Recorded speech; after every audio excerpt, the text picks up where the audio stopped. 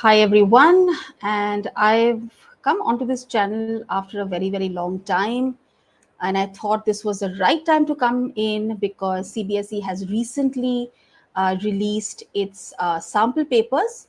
So, as the channel is called High School History, we are going to talk about the Class 12 History Sample Question Paper as released by CBSE just very recently. I think last week it came out. So, I haven't had the chance of looking at the sample paper myself. So, I thought, what better way to look at the sample paper than with all of the people who are following me on this channel. So, what I will definitely encourage you to do is put in your comments as you come in. If you have any questions, put them in the live chat, and I will try to take up those questions as they come in. So, without any more delay, what we could do is go on to the CBSE academic website. So, you can type in cbseacademic.nic.in, and this is what you're going to come up with. Very easy to locate the sample papers. Just move in here, and the sample papers from all of the previous years are going to come up, and you can select the sample papers from this end. This page is already open for me, and you have most of your subjects are listed here. So you can pick and choose the sample question paper along with the marking scheme has been given. Here's where history is located, and we are going to open the sample paper. So let's look at some of the preliminaries and see if there are any changes that CBSE has made since last year. So just as earlier, there are 5 sections, A, B, C, D, and E, total 34 questions. 1 to 21 are MCQs, just like in the previous couple of years. From question numbers 22 to 27, these are short answer type questions. And as far as last year's paper was concerned, we had only one internal choice in these 3 markers. And you're expected to write an answer from 60 to 80 words. But in my experience, you will probably need somewhere between 100 and 125 words to really complete your answer. Then section C, these are the long answer type questions, each carrying 8 marks, so 28 to 30. And you're expected to write somewhere between 300 to 350 words. Some questions you may actually end up writing 500 words. We'll take these questions up as we go on. Section D, as always, again, 3 questions, that is 31 to 33, are source-based questions with 3 sub-questions, which are of 4 marks. So 31 is 4 marks, as is 32 and 33. These are for 4 marks each. And finally, section E is a map-based question, which carries 5 marks. That includes identification and location. So 2 spots will be located for you. Hints will be given to you. And on the basis of those hints, you will have to identify the site that you have to mark on the map. There is no overall choice. If we just look back at point number 4, which is section C, questions 28 to 30, they will have internal choices. So question number 28 will have 2 options that you can choose from. Question 29 will have 2 options, and question number 30 will have 2 options that you can choose from. The source-based questions, earlier, many years ago, they used to come with a choice. Now you don't have a choice. You have to do the 3 questions which are listed. Map also no longer has a choice. However, if anyone is visually impaired, they get another option to do instead of the map.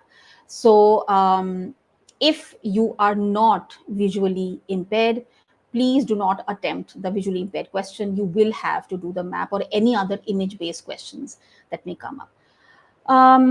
So with that, let's move on to the questions. Let's look at what kind of MCQs that we're getting. Some of them, of course, as the first couple of them that we are seeing, they're fairly straightforward. So which of the following options accurately describes the significance of the Sangam age in the context of literature? It's a straightforward MCQ. You choose any one which is the closest to the correct answer.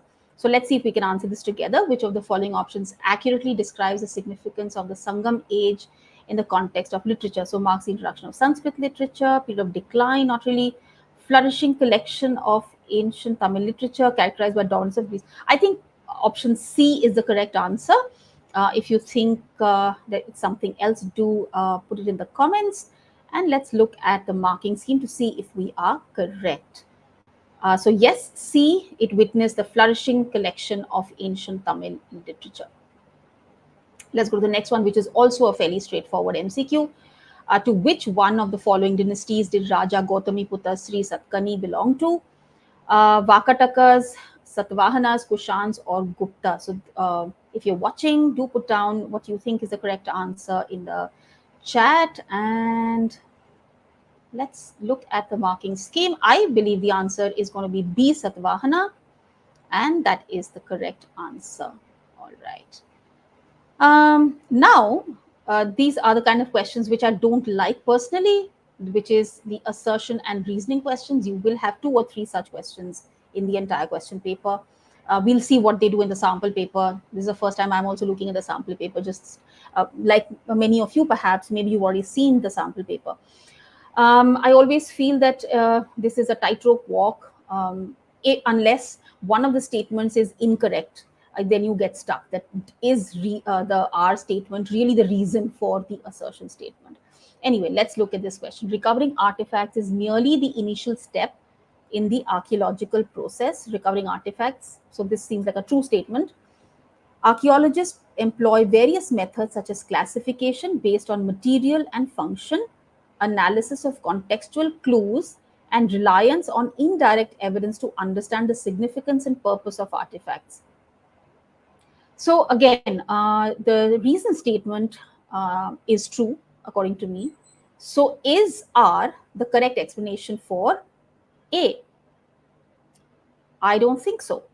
Both statements are true, but I don't think R is explaining, because it's a simple statement. Recovering artifacts is merely the initial step.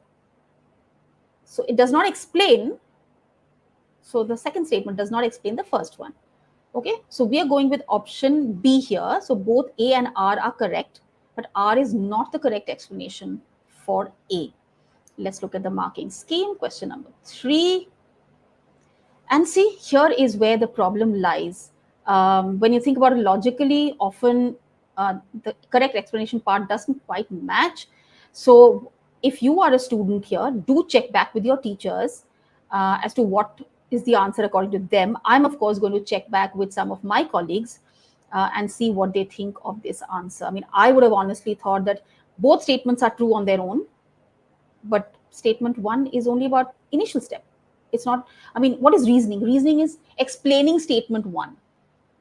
So if somebody has another way of explaining it to me and convince me that this is the correct explanation of A, I would go with B. But if I was giving the board exam with this paper, I would lose 1 mark here. So yeah, I definitely don't envy you students.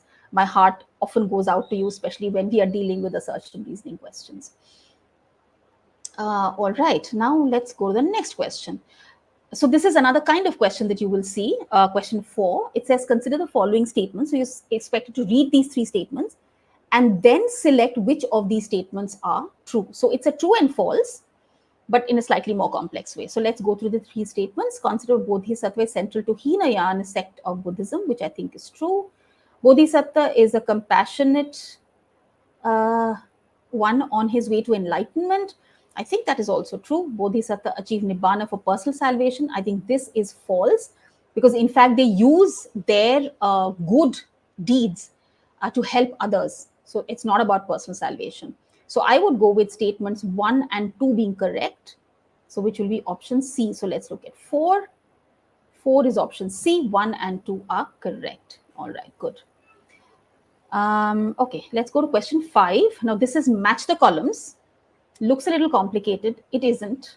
Hopefully your teachers have given you some practice of these kind of questions in grade 11. But anyway, let's go through this and see which ones are the correct. Which one of these 4 would be the correct pairing, right? So Dayaram Sahani authored Mohenjo-daro, discovered seals at Harappa, found seals in Mohenjo-daro, authored ancient India. What do you think? Rakhaldas Banerjee. These 2 guys are really important. Okay, these 2 guys are really, really important. Now I'm also confused. Then we have John Marshall, who found seals at Mohenjo-daro, authored Mohenjo-daro and the Indus Valley civilization. I'm actually confused. Yeah, I should have done my homework before I met you rather than embarrass myself anyway. And we have then R.M. Wheeler. Both Marshall and Wheeler had worked very closely in Mohenjo-daro in its excavation and the discovery and further development. And R.M. Wheeler authors Ancient India. I actually have no clue. So found seals at Mohenjo-daro, discovered seals at Harappa. I think R.D. Banerjee discovered seals at Harappa. So A would be 2. In fact, no. So it doesn't give. So that's not right. So let's, no, B would be 2, right? This is what we are looking at. B would be 2. Yeah. So we have two options with B, 2 as the correct answers. That's C and D. Okay. Then we have R.D. Banerjee, who might be 3, I think. And then I wouldn't know who wrote Mohenjo-daro and the Indus Valley and who authored Ancient India. I would assume I would go with, let's say, R.E.M. Wheeler authoring Ancient India. So we are with option C here. And John Marshall writing about Mohenjo-daro in the Indus Valley civilization. Why I'm thinking like this is because it was John Marshall who announced to the world that, no, I think we might be wrong here. Wait, John Marshall, 3, no, that would not be the one. R.E.M. Wheeler, D would be 3. Actually, I am clueless. Okay, 2 and 3, 1. All right, so if you have the answer here, why don't you put it in the comments while I actually go back and look at the answer, because I am particularly confused here. So, and then we can come back and see whether I agree with the marking scheme. So question number 5, they're saying option D. I was favoring option C actually. So option D, and let's see. So Dayaram Sani authors Mohenjo-daro in the Valley civilization. So I was pretty way off the mark. Rakhal Das Banerjee discovers seal at Harappa. That one I was right. Then we have John Marshall, who authored Ancient India. Okay. And then D, Wheeler, he finds seals at Mohenjo-daro. So it would be good to check back with the textbook because I would not want to, because the sample papers and marking scheme go through many layers of vetting. So I am going to trust the experts on this as well. But I will, after we do the live, I'm going to, in fact, we can check the NCERT website while we are in. Okay, my computer is a little bit slow today. So while I'm checking the online textbook, you can perhaps check your physical textbooks and look at the answers. Okay. All right, let the textbook open up. It's going to take a little while since my system is running a little slow. In the meantime, we look at the type of question that number 6 is. So again, there are these 3 hints given to you, and you have to choose any one of the answers which matches these hints, right? So the question is, identify the ruler of ancient India with the help of the following information. So he's a prominent Shaka ruler. So Vikramaditya the second is ruled out, as is Bimbisar. He rebuilds the Sudarshan Lake in the 2nd century CE. I think I've already come to the answer. But we'll look at the third one as well. He showcased his engagement with Sanskritic traditions. So my answer is Rudradaman. If you disagree, why don't you write the answer in the chat? But we'll go on ahead. And I'm going to go with answer D. Okay. So answer 6 is D, Rudradaman. So has my NCERT website opened? Yes. We'll open the textbook. As per usual, when I'm doing something important, my net tends to slow down. Class 12, history. So also, moral of the story, MCQs can be asked from any corner of the textbook. So it can get very, very obscure. In fact, I was discussing this with a couple of my colleagues the other day, and we were talking about how sometimes you just miss that sentence, and that's exactly what they'll ask you. So as students of grade 12, what I encourage all of you to do is read and reread the textbook, ideally loudly. It helps you focus, and we're going to use the find function to locate. And what was the question that we were debating about? We were debating about Mohenjo-daro and the Indus civilization. Let's go with that. Mohenjo-daro and the Indian civilization. Okay, let's see. Okay, so apparently it's not there in the textbook. And this is the current one. All right, let's look at R.E.M. Wheeler section. That might, oh, I've misspelled Mohenjo-daro and, wow, and the Indian. Okay, it does not seem to be popping up like that. So what we'll do is we will type R.E.M. Wheeler. Oh no, we were looking at Rakhaldas Banerjee, no, who had written the text. Whoops. Huh. So Rakhaldas Banerjee writing.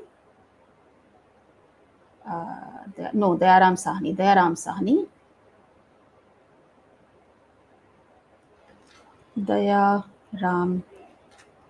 Sahni. Great. Nothing seems to be there in the textbook with that name. This is a little surprising. Super surprising. Okay. John Marshall.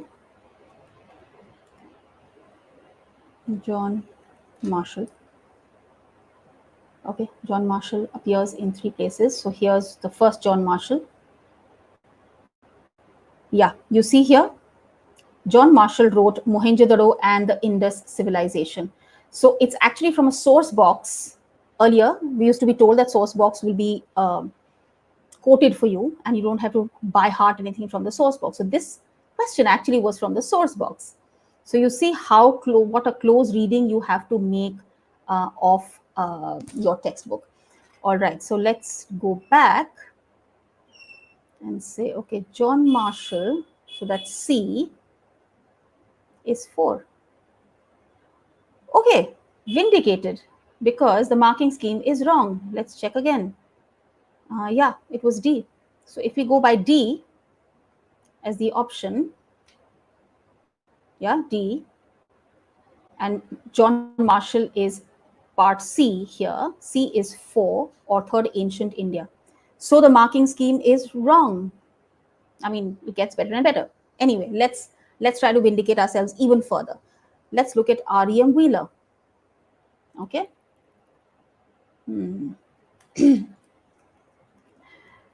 Okay, I don't feel so stupid after all. R.E.M. Wheeler, why is it showing? Okay, let me remove R.E.M. and say Wheeler. Okay, Wheeler appears in 4 places. So we have R.E.M. Wheeler here. Oh, it was because of the dots. And look at this. R.E.M. Wheeler wrote, where was this? I just saw it, yeah. So from R.E.M. Wheeler, ancient India. So R.E.M. Wheeler wrote ancient India. So I was right in the first instance. So D should be 4. So D should be 4. Actually, even C should not be the right answer, because if we say C is 3, John Marshall is 1. So C should be 1. So B. Actually, none of the options are correct. What would you do if you were sitting in the board exam and a question like this comes and none of the answers seem to be right? I would say do your best that you can. If I was a student, I would actually write down the answers.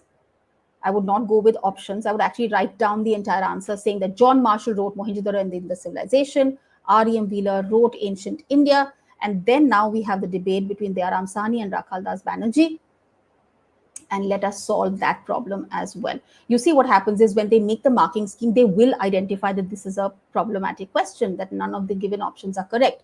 So they will give you, they will not give you grace marks. CBSE no longer follows that. But if you write a sensible answer, they will give you marks, right? Okay, now let's write down Sahni. Okay, Sahni is in two places. So here he is.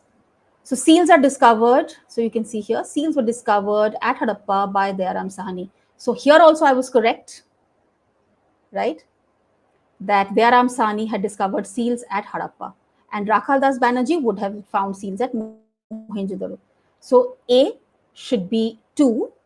And look at here, none of the options given here are correct. So actually the marking scheme is incorrect. In fact, the question itself, the options are incorrect. So great, I'm going to send feedback to CBSE saying that they must update the marking scheme, the sample paper altogether. So yay, I stand vindicated. I was a little worried that I was going to cut a very sorry figure among all you students out here who are watching this. All right, so we've discussed question 6 as well. We found the right answer. And now we come to, we now come to question number 7, which is an image-based question, right? So here you will see that there is a note below which says that the following question is only for the visually impaired students. So unless you're visually impaired students, please do not even look at that question. Focus on the question given for people who can see. So identify which of the following options refers to the ancient cave painting given. So is it an Ajanta cave painting? Is it a Bagh cave painting? Is it a Sittan Vasal cave painting? Or is it an Ellora cave painting? I would go with Ajanta. I don't know whether that's the right answer, but it is worth looking at. So question 7 is A, Ajanta cave paintings. So again, we are correct. Let's go on to question 8 and look at the kind of question they have asked us here. This also is a fairly straightforward MCQ and says which of the following skills can be identified in Al-Biruni's writing. So which of Al-Biruni's skills? So this is an answer that you may not find directly in the textbook, but this is a higher order or a competency-based question. We've studied about Al-Biruni. What have you learned about his characteristics through what you've read about his writings? So he was proficient in diplomacy and political negotiation. I'm not sure. Fluency in multiple languages and broad intellectual curiosity. I would think that that is correct. Expertise in military strategy and warfare tactics. As far as my readings of Al-Biruni go, I can't be sure of that. Exceptional talent for storytelling and vivid descriptions. Al-Biruni. Are you sure? No, I would not go with Al-Biruni for storytelling. His work was very, very scholarly in nature. So I would go with fluency in multiple languages and a broad intellectual curiosity. How multiple languages? Because he definitely did read a bunch of Sanskrit texts, which he then translated into other languages, into Arabic in particular. So let's look at question 8, and the answer is B, fluency in multiple languages and broad intellectual curiosity. So we are correct there as well. Let's go on to the next question. Question number 9. Which of the following statements is incorrect about Andal? Again, we've read about Andal largely in a source, right, in the chapter. Andal is not discussed in much detail in the main body of the text. So Andal was a woman Alvar. The most striking feature of her compositions were widely sung. What does that sentence mean? Only features of her compositions? I mean, her compositions are widely sung. That's all. Andal was a woman Nayanar. So you already have Alvar and Nayanar. She incorporated the prevailing caste system in the society. She incorporated the prevailing caste system. This I would not agree with because she was against the caste system. Andal saw herself as the beloved of Vishnu. Her verses expressed her love for the deity. Andal saw herself as a beloved of Krishna. Her verses expressed her love for the deity. So I would not go with A and B, but it could be C and D. So Andal, is she a Krishna Bhakt or is she a Vishnu Bhakt? I haven't read the chapter in a while. So shall we go with Vishnu or shall we go with Krishna? I would go with Vishnu, I think. So 9C. Oh, I'm looking at the wrong page. 9B. She was a INR, incorporated prevailing caste system in society. She agreed with the caste system. Okay, that's something we'll have to check back again.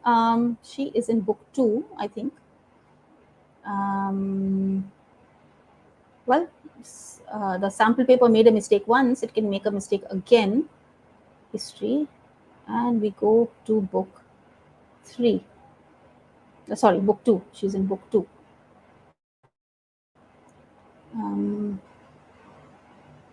The chapter on travelers is still there, so I think it might be chapter 2, Bhakti and Sufi movement. I just wish the NCRT website would name the chapters in the margin as well. Otherwise, it's so difficult. You're opening the wrong things. And as it is, yeah. Okay, let's look at Andal.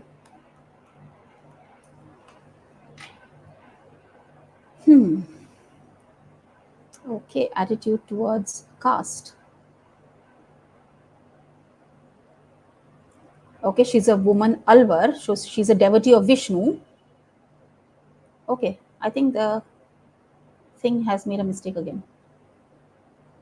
So Andal was actually an Alvar, so I was right. She's not an INR. So again, this answer is wrong. So when you are looking at the sample papers, I would advise you to go back and match the answers in the textbook, so you can already see what is going on. Right. Right. So here it's very clearly she's a woman Alvar. She saw herself as a beloved of Vishnu, and her verses express her love for the deity. So actually, the correct answer should have been part C. Beloved of Vishnu, her verses express love for the deity. Here, the marking scheme is incorrect. Okay, so question number 9 is also incorrect. All right.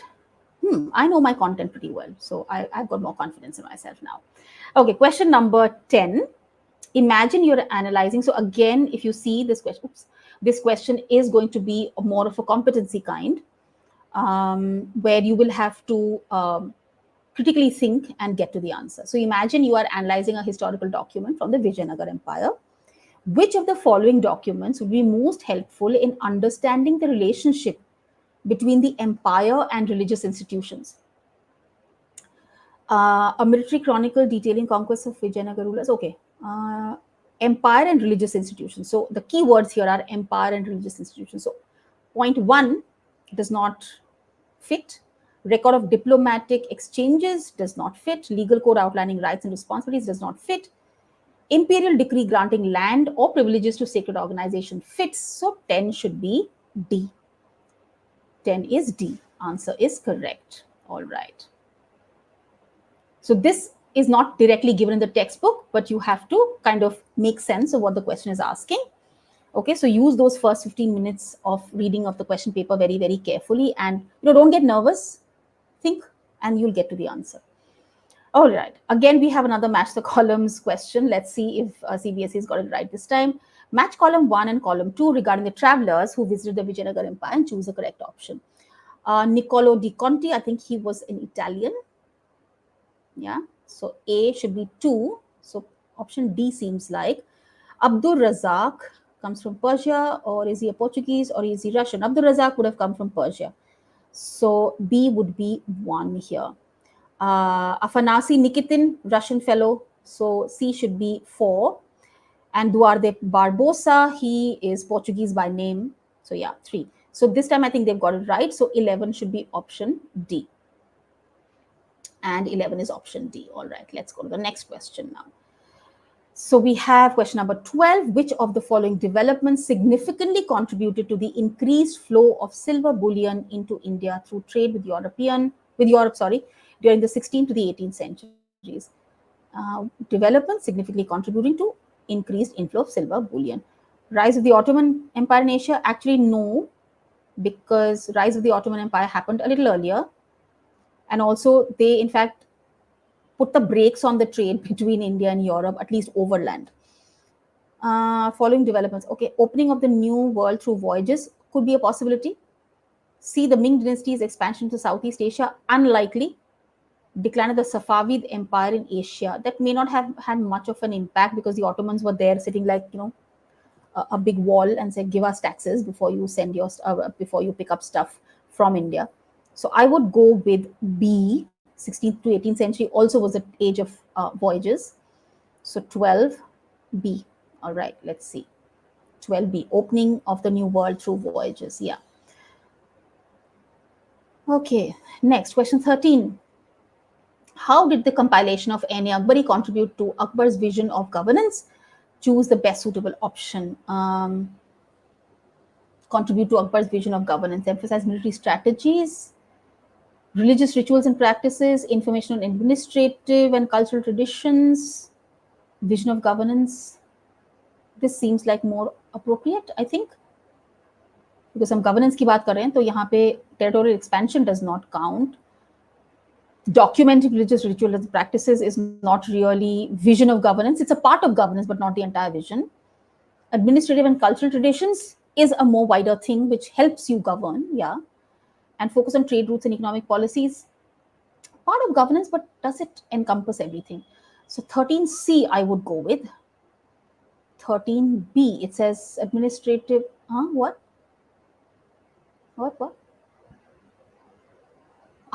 They've got their options wrong.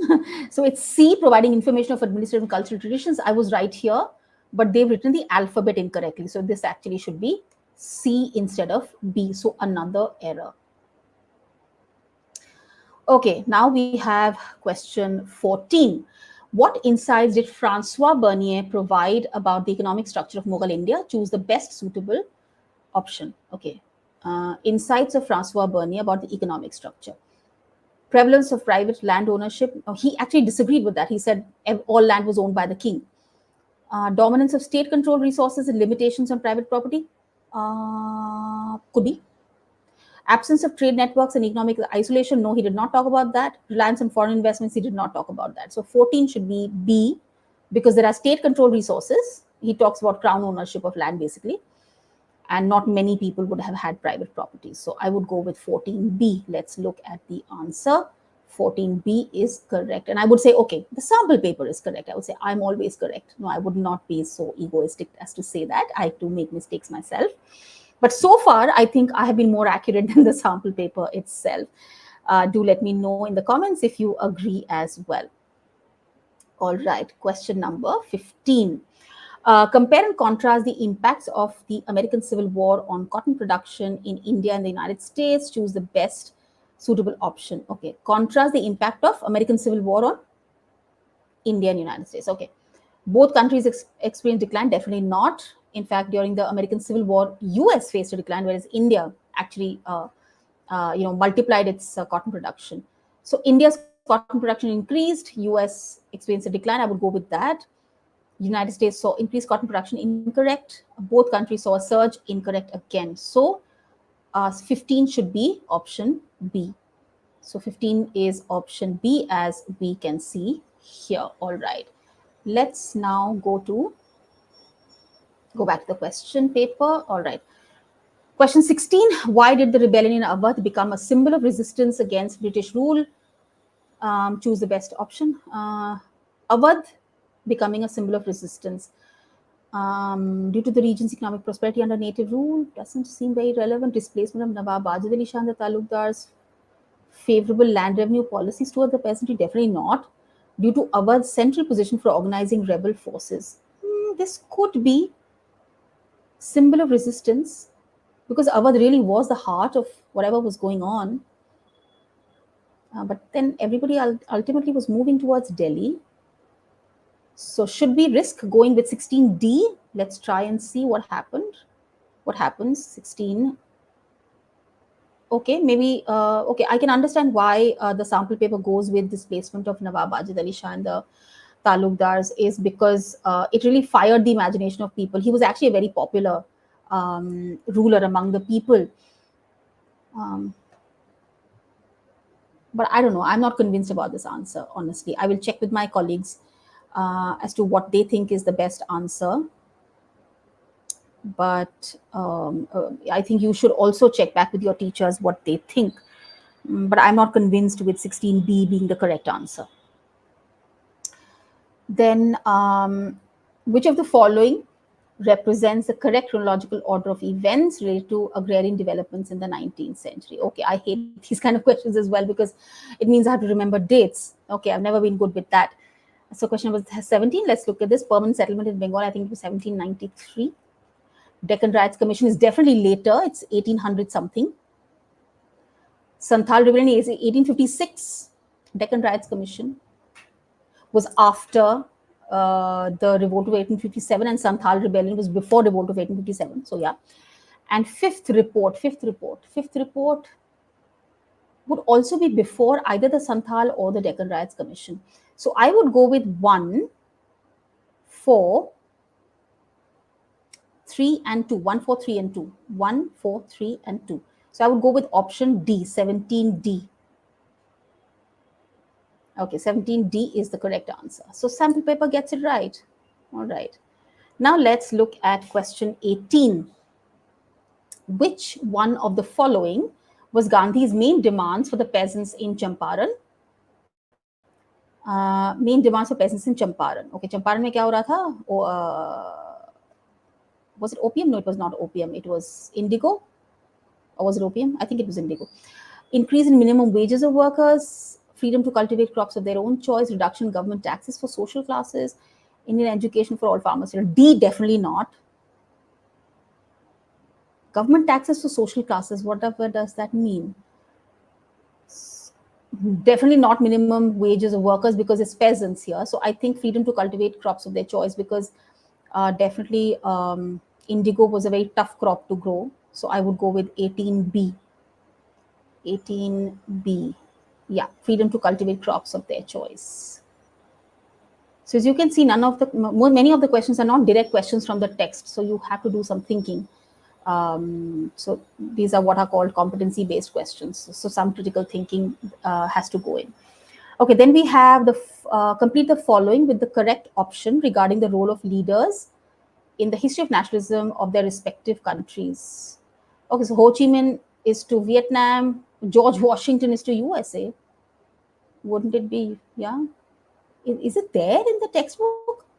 I have no idea. Wow. Okay. George Washington would be USA. So 19 would be A. I'm very curious. Do check your textbooks to see whether there's any Ho Chi Minh.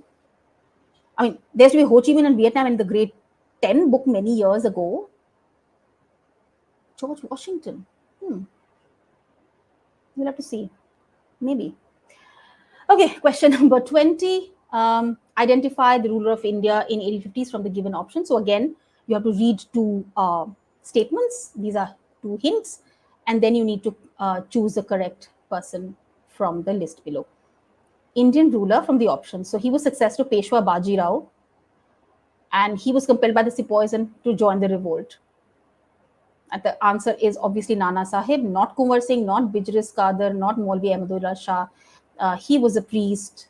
Kunwar Singh was, I think, a zamindar, and Bijris Kadir was the son and heir of Nawab Wajid Ali Shah.